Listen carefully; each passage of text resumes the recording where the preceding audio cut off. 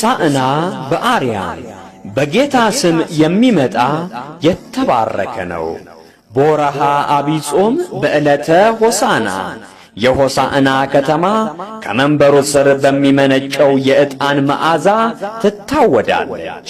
ሆሳዕናን በሆሳዕና በስለት ሰሚዋ ሆሳዕና ቅድስት ማርያም ቤተ ክርስቲያን እንታደማለን።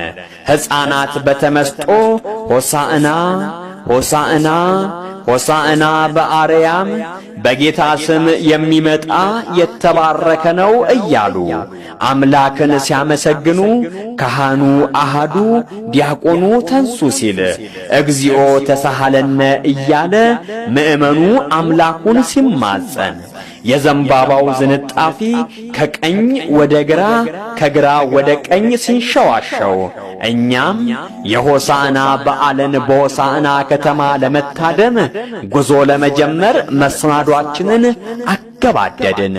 ሆሳዕናን በሆሳዕና አዘጋጅ የደብሩ የበዓል ኮሚቴ